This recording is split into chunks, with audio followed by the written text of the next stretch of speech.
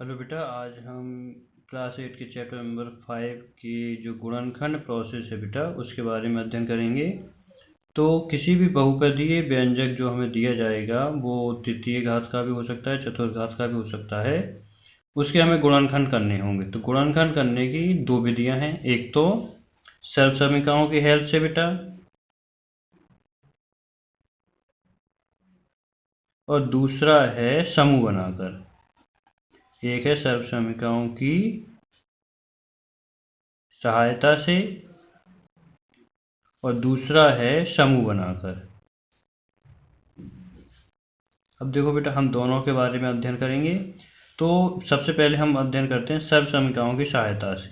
ठीक है, इसकी सहायता से हम बीजीय व्यंजक के जो भी बहुपदीय बीजीय व्यंजक हमें दिया जाएगा उसके हम गुणनखंड फाइंड आउट करेंगे। ठीक है, ज्ञात करेंगे। तो सर्व समीकरणों की सहायता से जो मेथड्स हैं उसमें तीन फॉर्मूले यूज करते हैं। देखो बेटा, एक तो ये आपने पढ़ा है A square plus B square plus 2ab। और ये फॉर्मूला किसका होता है बेटा? ए प्लस बी के होल स्क्वायर का है। इस वाली सर्व समीकरण का उपयोग करके हम अभ्यास 5C के सवालों को हल करेंगे बेटा। कौन से अभ्यास? 5C।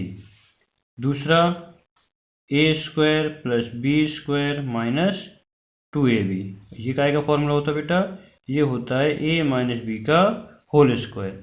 इस वाले सर्व समीकरण का उपयोग करके हम अभ्यास 5D में दिए गए सवालों को हल करेंगे। मतलब जो बीजीय व्यंजक हमें 5D में दिए जाएंगे उसके हम गुणनखंड इस वाले मेथड से हल करेंगे। तथा एक और सर्व समीकरण है हमारे पास, ए स्क्वायर माइनस बी स्क्वायर बराबर ये होता है ए प्लस बी गुणे ए माइनस बी। इस सर्व समीकरण का उपयोग करके हम अभ्यास 5E के सवालों में दिए गए बीजीय व्यंजक बहुपदीय बीजीय व्यंजकों के गुणनखंड फाइंड आउट करेंगे बेटा। इसके बाद जो 5F अभ्यास आएगी उसमें दिए गए बीजीय व्यंजकों का गुणनखंड हम ज्ञात करेंगे समूह बनाकर बेटा। ठीक है बेटा। अब देखिए, अभ्यास 5C को हम हल करते हैं बेटा। तो अभ्यास 5C, इसमें पहले सवाल में दिया गया है निम्नांकित व्यंजकों में A square plus 2ab plus B square प्रकार के व्यंजकों को छांटिए। इसका पहला सवाल दिया गया है A square plus 10a plus 16। अब हमें ये पता करना है कि ये जो व्यंजक हमें दिया गया है ये A square plus 2ab plus B square की तरह है या नहीं,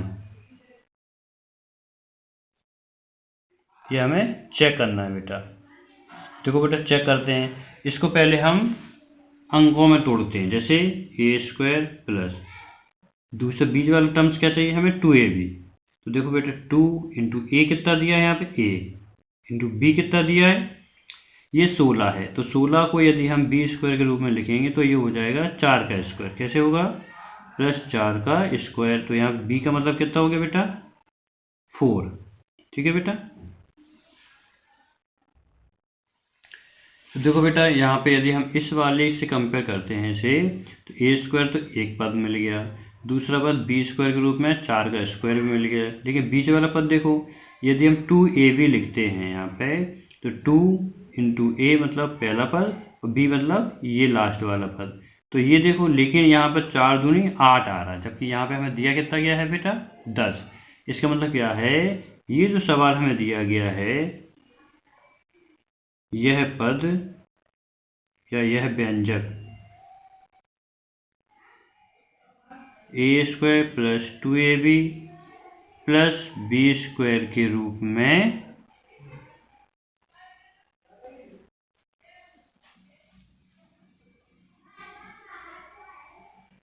नहीं लिखा जा सकता। ठीक है बेटा।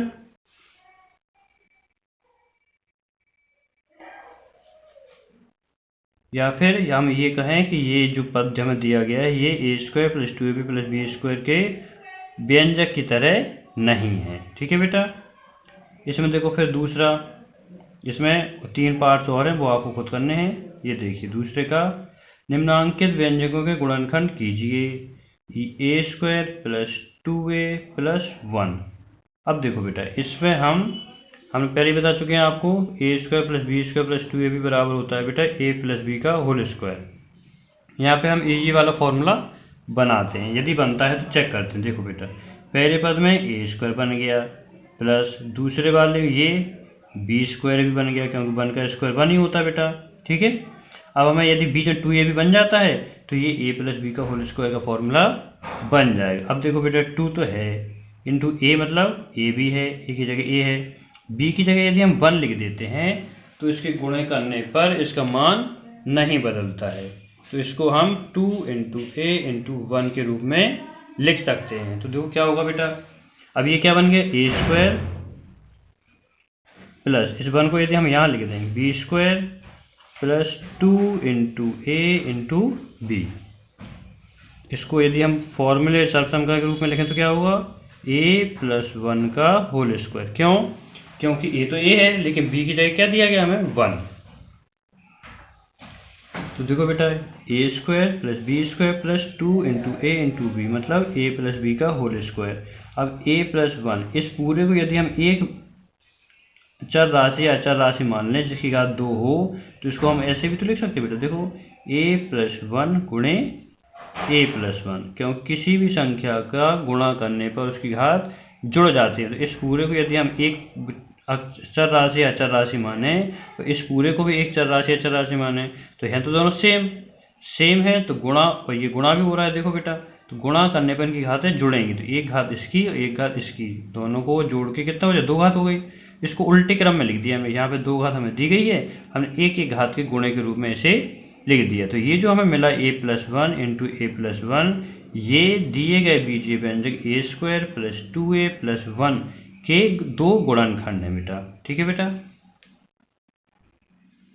अब देखो बेटा, दूसरे ही सवाल का हम एक सवाल और हल करते हैं बेटा। इसमें कोई सा भी ले सकते हैं, मान लो हमने 4th वाले ले रहे हैं बेटा। देखो 4th वाले में दिया गया है आपको 36 x की घात 2 प्लस 60x प्लस 25।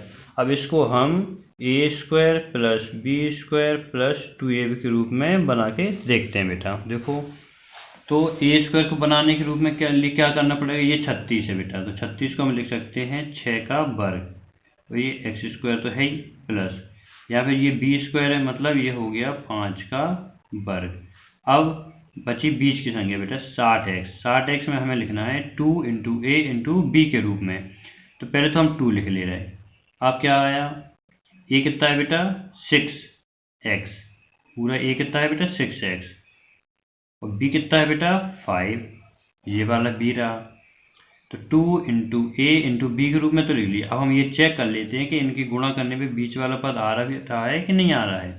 तो देखो बेटा, 6 दूनी 12, 12 पंचे 60 इंटू एक्स, तो क्या हो गया, ये 6 square x square plus 2 into 6x into 5 plus 5 square, ये बना लिया हमने। अब इस पूरे को हमने इकट्ठा लिख लिया, तो क्या होगा, ये 6x का होल स्क्वायर प्लस 2 गुणे ए मतलब 6x गुणे बी मतलब 5 प्लस 5 स्क्वायर। तो देखो ये क्या बन गया, A square plus B square plus 2 into A into B. फिर से चेक करो बेटा, A square plus B square plus 2 into A into B. इसको ऐसे भी लिख सकते हो, यहाँ पर भी अगर लाके आप लिख सकते हो, A square plus B square plus 2 into A मतलब 6x इंटू बी मतलब 5। तो A square plus B square plus 2ab के रूप में बन गया बेटा ये। तो अब देखो, इसके लिख सकते हैं हम ए प्लस बी का होल स्क्वायर। ठीक है बेटा, अब देखो, तो यदि ऐसा लिखेंगे तो क्या होगा, इसको अलग अलग करके लिख रहे हैं, 6x प्लस 5 का होल स्क्वायर को 6x plus 5 and 6x plus 5 करके अलग अलग हमने लिख लिया। तो ये क्या मिले हमें, 2 गुणनखंड इस बीजीय व्यंजक के जो हमें दिया गया था। अब देखो बेटा, इसी प्रकार तीसरे सवाल का पहला वाला सवाल हम हल कर रहे हैं। इसमें दिया गया है x square plus x plus 1/4, और इस बीजीय व्यंजक के हमें गुणनखंड ज्ञात करने हैं। बेटे का गुणनखंड कीजिए। तो देखो, इसको भी हम ऊपर वाले सवाल की तरह ही हल करेंगे। ए स्क्वायर तो दिया है बेटा, इसको हम 2ab के फॉर्म में बना रहे हैं। कैसे बनाएंगे, देखो बेटा, पहले ए स्क्वायर लिख लिया प्लस बी स्क्वायर के रूप में हमें क्या दिया गया है 1/4। 1/4 को लिख सकते हैं हम 1/2 का वर्ग, 1 का वर्ग 1, 2 का वर्ग 4, यानी क्या मिलेगा हमें 1/4। अब हमें a मिल गया और b मिल गया।